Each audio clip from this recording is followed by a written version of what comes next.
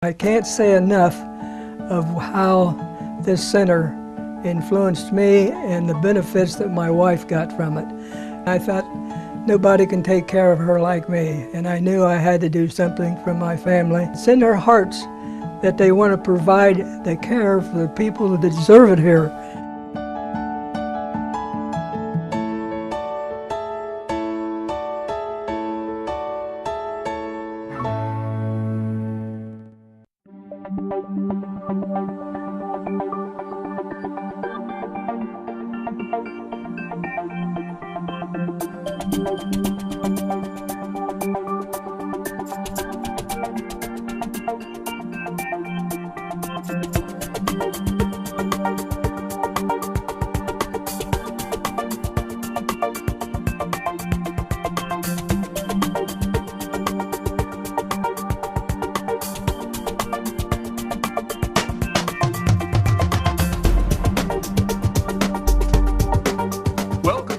With Sheriff Dave Phalen, a weekly program shown on LSN TV, Time Warner, Channel 9, and also at our folks at WFCO Radio 90.9 FM.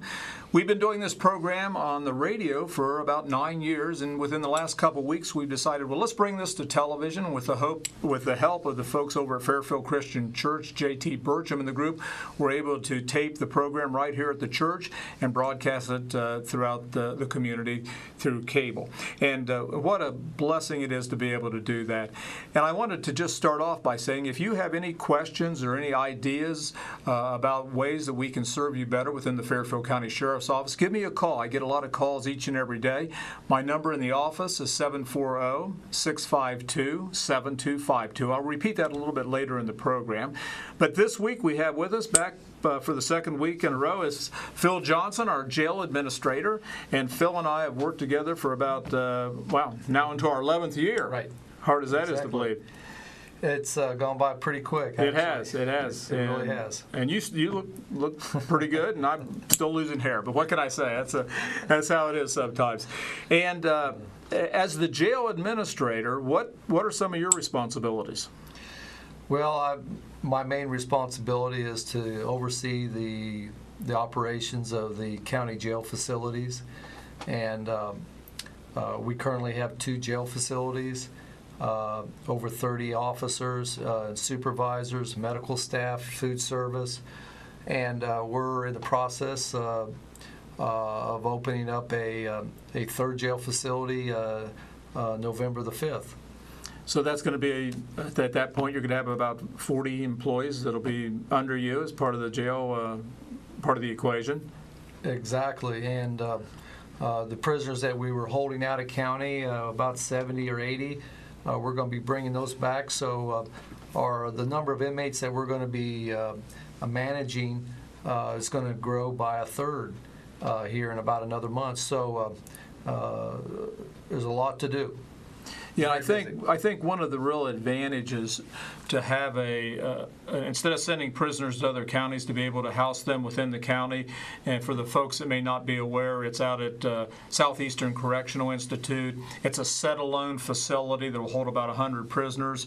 And that way we're not going to be transporting prisoners all over the state of Ohio. It's also going to create 10 jobs within the county. We're going to be able to use local vendors. So instead of spending $1 million plus in other counties, we're going to be able to spend that right here in Fairfield County. And what a plus that is. Right, and it's going to make it easier for the jail staff. We won't have to be transporting prisoners to and from other counties. It's going to make it better for the prisoner's family to visit the prisoner. Right. Because they're going to be held locally instead of in another county. And it's going to be safer and easier for the attorneys and the court system too. So it's a win for the prisoners, the staff, and the prisoners' families. Now, you mentioned one of the other responsibilities that we have as housing inmates is the fact that medical. And I've got to think a lot of the prisoners, especially since half of them are addicted to drugs, come in with some really complicated and sometimes serious health issues. Most of the people that you get into a correctional facility, into a county jail, have poor health. They haven't been taking care of themselves. A lot of them, have a history of drug and alcohol abuse, and they are in poor health. And we get a good number that come into the jail that are addicted to some very serious drugs and alcohol. And if you get someone in who's an alcoholic, going through alcohol withdrawal is very lethal. 1 out of 4 people who withdraw from alcohol die from that. So it's very serious, and there are a lot of, and it's expensive too. So to maintain provide medical care to the prisoners is a very difficult job, and it's an expensive one. And we have a doctor on staff and some nurses, right? Right. We have Dr. Voyne is the jail physician. We have a full-time registered nurse, and then we have a part-time licensed practical nurse. Okay. So, and they take care of all the medical needs and those type of things. What about dental? Dental, only, the doctor will review it only in the cases where they have to have, can't wait. Typically, So we're not going to. They're not going to go in. We're not going to put braces on them, No, right? no, no. Or teeth whitening or anything like that. I mean, if something has to be done, we do it. If it's something that can wait until they can get out of jail, they're going to do that. What's the average age of our inmates? That I don't know. What would be a range? Okay, what would probably, be a range? I'd say 25. 25, maybe. Yeah. Typically younger people. The vast majority of them are between 18 and 28. Okay. Is the vast majority of the inmates are in that range. So you don't see a lot of senior citizens in there, right? Mostly it's young people. Very few. It's the young ones that are misbehaving. That's right. That's right. I often think, when you talk about people breaking in houses or robbing the 7-Eleven and those kind of things, typically it's this group from 18 to about 23, 24, 25 years old. You don't see a 60-year-old robbing the bank. No. Once in a great while, but typically it's pretty unusual. We probably have less than 5 that are over 55. Is that right? Out of 100 or out of 250 plus, right? Right. So what's the typical length of stay in our jail, and then what's the maximum amount of time they can stay in the Fairfield County Jail? The average length of stay in the county jails typically in our facility is about 14, 15 days. Normally in a county jail, people are sentenced there to a year or less. Okay. We do get a few that are in the jail for longer. It's not a normal thing. It's a rarity, but we do get them here in the jail for over a year. But typically, it's 12 months or less. And if it's going to be over 12 months, they're sent to the penitentiary somewhere, right? Yeah, typically that is true. But they can. We do get a few that spend over a year in the jail. And how do you handle prisoners that once they're in jail that they don't get along with the other prisoners, that there's fighting, they may not be respectful, they may not be obeying the rules. And let me say, and you know this better than anyone else, that being a deputy assigned to the jail is a tough job because they have to they're with sometimes the worst, so they're many times the prisoners can be very disrespectful. They can be spitting. They can be out of control. So it's a tough job. It's a tough job. It takes a special person to work in the jail. It's a thankless job in a lot of ways. But we control the jail. We're not going to let the inmates control the jail. They do misbehave. They do get in fights. Occasionally they do damage property. But if we identify an inmate who has assaulted someone, we'll take that inmate and put them in isolation. Inmates, when we have rules, if they violate rules, they have a disciplinary hearing. We have a sergeant on third shift who's assigned to conduct disciplinary hearings on inmates because the inmates still have, they still have their constitutional rights, and part of their constitutional rights involve the due process. Mm-hmm. And so we have to afford them due process, so they have disciplinary hearings. And, if someone is and involved in a fight, we're going to deal with it. And we don't allow the inmates to, cuss the staff or spit. They do those things, but when we do identify an inmate that is involved in that, we will immediately deal with that inmate. And they can be put in isolation or something Yes, like sir. that to control the behaviors. Right. The more serious minor infractions, we take away privileges like commissary or visitation or their phone privileges. More serious offenses like assaulting another inmate or being disrespectful in a very serious way, disobeying an officer's orders, we'll take that person and put them in isolation. So we're going to control the inmates. Now, how does it work if someone is in jail and if a family member, a friend, someone from the clergy wants to go ahead and visit them? How does our visitation work? They can look at, we do have a website, the Sheriff's Office website. If you look at the jail section, it will explain what the visitation process is in the jail.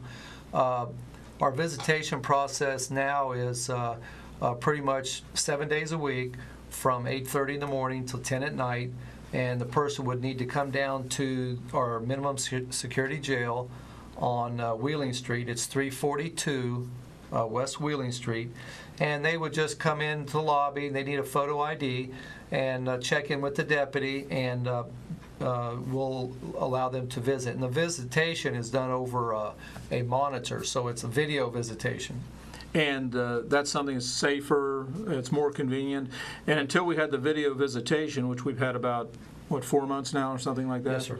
That we had to restrict the hours of visitation to the weekends. Now with the video visitation, it's 7 days a week, extended hours. So most people that want to be able to visit a loved one or a friend while they're in jail, they're able to do that.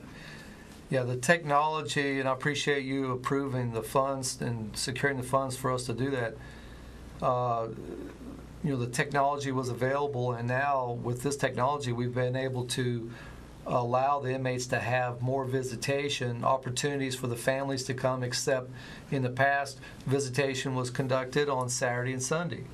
And it was a inconvenience to a lot of people just to have those 2 days. Now we have it 7 days a week from 8:30 in the morning to 10 at night. So it's important that the inmates have contact with their family, and the family can visit them, and it's important.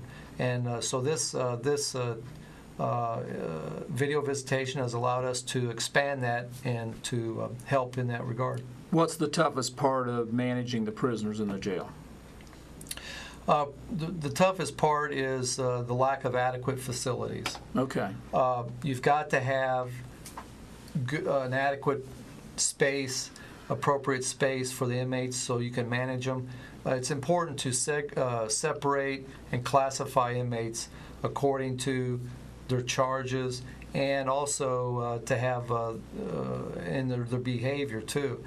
And when you don't do that, when you have someone who's charged with a minor offense like a small theft or something in the same area with someone charged with something very serious, it's problematic.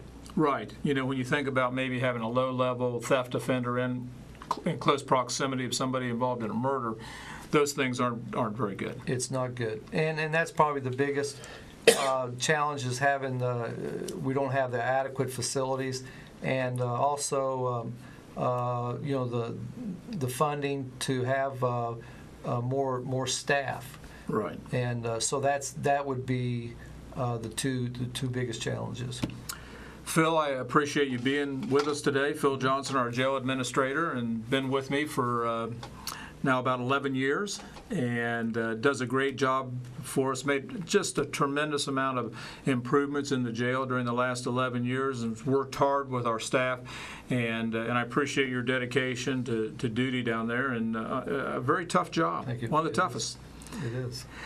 And, we're just about out of time, but I wanted to just let our listeners know that if you have any question or anything that I can do for you, feel free to give me a call in the office. My number is 740-652-7252. Or you can go on the Fairfield County website, which is sheriff.fairfield.oh.us. That's sheriff.fairfield.oh.us. And we've got a lot of good information out there on our website, identifying where our sex offenders live in the county, different programs we have within the Fairfield County Sheriff's Office, tells you a little bit about our personnel. So if you need anything, get on there. And probably one of the best things we've got about that website now is we have information on there in real time where crimes are committed within Fairfield County. So there's the maps of the county. It's spotted on the different types of offenses throughout the county, and also it identifies where our sex offenders live. So it's a great asset to our community. Every week we're here on LSN, Time Warner, Channel 9, and also on WFCO Radio 90.9. Do appreciate both those venues giving the Sheriff's Office an opportunity to share things going on within the community. Each and every week we're going to have a special guest from within the Fairfield County Sheriff's Office and also outside our community. We're going to have Chief Bailey with us here in just a few weeks, along with a number of other community leaders. The clock on the wall says we've got to go until next week, same time, same place. Buckle up if you're out there. God bless, and we'll see you right here next week.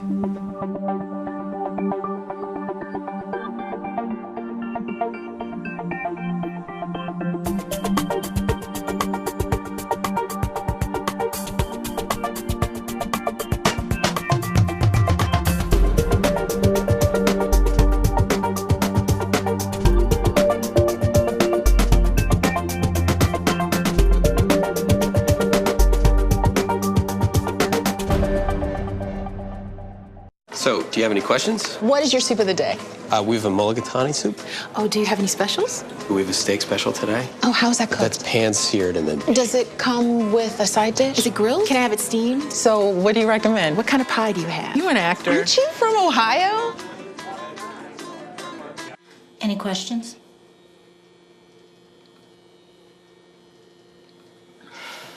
Ask questions. For the 10 questions everyone should know, go to ahrq.gov.